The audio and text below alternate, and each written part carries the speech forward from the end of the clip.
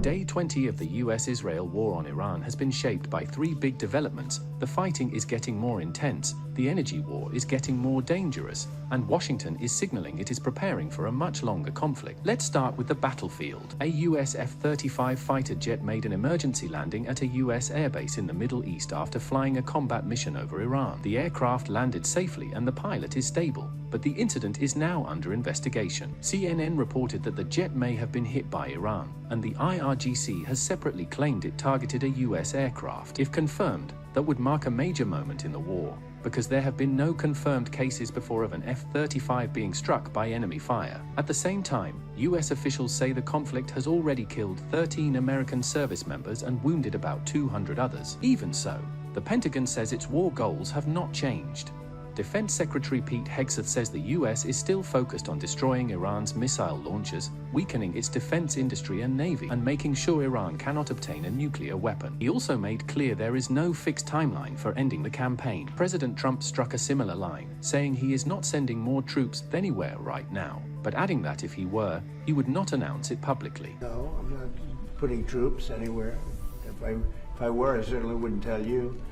But I'm not putting troops, and we will do whatever is necessary to keep the price as low. I actually thought when I did this, look, the Dow just hit 50,000 a couple of weeks ago.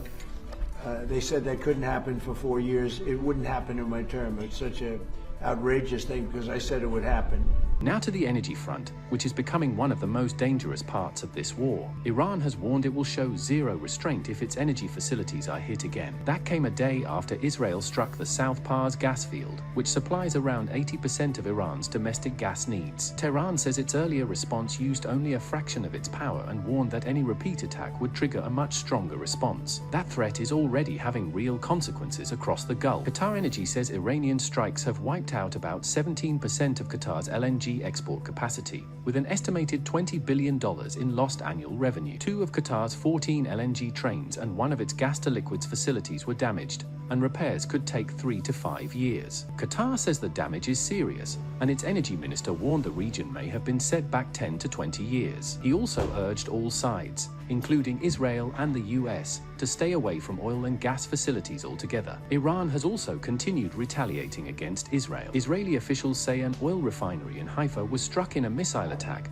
though they say the damage was not significant. 4 people were also wounded in Kiryat Shmona in northern Israel, and Hezbollah has kept up missile fire from Lebanon as Israel continues its campaign there. Lebanese officials now say more than 1,000 people have been killed in Israeli attacks since March 2nd, including 118 children, and the wider economic fallout is growing. The Strait of Hormuz remains effectively blocked, keeping pressure on global energy markets. Brent crude has stayed elevated, and the conflict is now directly affecting fuel, shipping, and inflation risks well beyond the region. Trump said the US had nothing to do with Israel's strike on South Pars and claimed he had told Netanyahu to stop attacking Iranian energy infrastructure. Netanyahu later confirmed that Israel would hold off on future attacks on energy sites at Trump's request.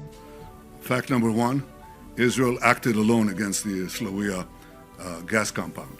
Fact number 2, President Trump asked us to hold off on future attacks, and we're holding out. But if the White House is trying to calm markets, it is also preparing for a much bigger war bill. The Pentagon is now seeking an additional $200 billion from Congress to fund the war. Hegseth did not fully confirm the number, but said costs could rise and that the administration is going back to Congress for more money for what has already been done and what may still have to be done. Trump defended the request, saying the world is volatile and the US needs more ammunition. Congress, though, is already showing unease.